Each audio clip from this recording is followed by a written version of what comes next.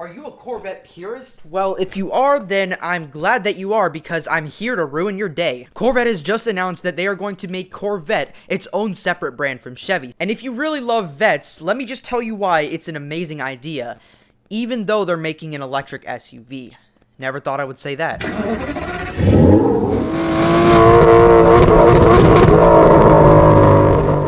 So first of all, I want your thoughts in the comments down below what you think about Corvette or Chevy making Corvette into its own separate brand. But before we discuss anything more about that, please like the video and subscribe down below if you haven't already, because it is my dream to become a successful YouTuber. I make all types of content on this channel, from everything from car reviews to vlogs to my personal opinions to redesigning cars to short videos and even informative videos. So basically every single thing a car guy would want in a YouTube channel. But Corvette has always technically been sort of a separate brand from Chevy. If you think about it, ever since like the C1 Corvette, it has always been not just another Camaro variant. It's always been another sports car that Chevy made. Or General Motors, I should say. And some other brands owned by General Motors, Buick, GMC, General Motors Company, and Chevy. That's all I can name off the top of my head. But I guess Chevy, if you can say, it was technically something like what Ford did with the Bronco nameplate and the Mustang nameplate. Like, it was never sort of its own separate brand. Like, Mustangs, they were never part of its own separate brand. It's always been like a Chevy Corvette, but that will change very, very soon in the upcoming years,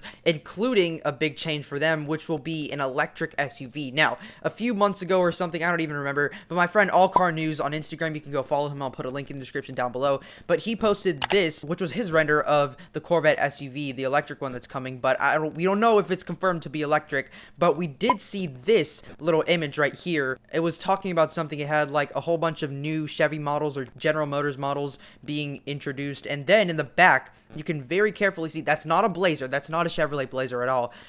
It looks like a C8 Corvette into an SUV form, which really made a lot of people think, is Chevy actually going to make this work? Is Chevy actually going to make an SUV? And are they going to piss every single Corvette purist off? Now, I personally don't see that as a bad decision, because if you think about every single like manufacturer that has made a performance SUV in like the last 10 years or so, Bentley did it with the Bentayga, Aston Martin did it with the DBX, Lamborghini did it with the Urus, and Rolls-Royce did it with the Cullinan, and there's a lot more that I actually haven't named. But now Corvette is going to do it, and it just might be electric. And this sort of brings me into my main point in discussion, why it's actually a good decision by Chevrolet and General Motors, because Lotus even did this. Lotus, of all companies, made an electric SUV because they know it'll sell. And if General Motors does the exact same thing, maybe they could just base it off of the Hummer EV SUV that's going to come out in like the next 2 years or so. Maybe they could just save costs and base it off of that chassis, use the same electric motors, have 1,000 horsepower, boom, slap the Corvette badge on it with different bodywork, just like Lamborghini sort of did with the RSQ8. But then you have a cost-cutting SUV that's going to make you huge profit to actually invest that money into more and better exciting sports cars.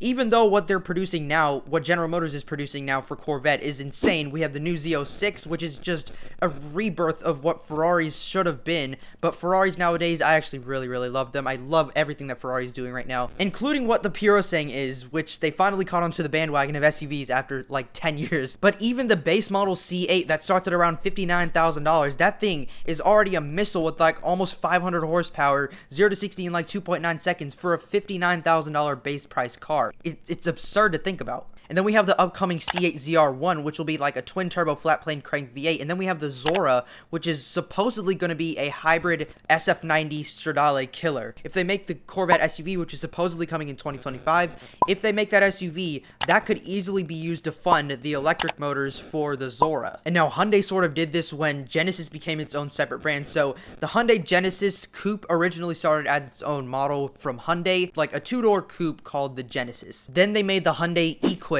or Hyundai Equus, I don't know how to pronounce it, but it was sort of a luxury-based Hyundai, which was actually pretty good for a Hyundai, being luxurious. Back then, Hyundai and luxury used to be like putting ketchup inside of water and then drinking. Okay, I'm sorry for ruining your mood. Okay, but in 2015, Genesis became its own separate brand from Hyundai. So Hyundai is going to make the mass production, like, you know, crossover soccer mom SUVs. And then Genesis is going to make the high-end luxury cars, which right now they're absolutely destroying the competition, kind of, for the $100,000 segment with the new G90. And then we have the G80, the G70, we have the GV70, the GV80. But yeah, that is basically sort of what Hyundai did with Genesis, and GM is going to do it with Chevrolet, Corvette. So that's kind of a good decision, but that's just my opinion. But tell me your opinion down in the comments below. But if you haven't already, just please subscribe down below. If you haven't already, it is my dream to become a successful YouTuber, and I make all types of content on this channel, from everything from car reviews, vlogs, to my personal opinions, to redesigning cars, to short videos, and even informative videos. So basically every single thing a car guy would want in a YouTube channel. So make sure you hit that subscribe button down below again, and turn on post notifications so you'll be notified every single time this little monkey makes a new video. But I do hope to see you in a future video, and bye for now.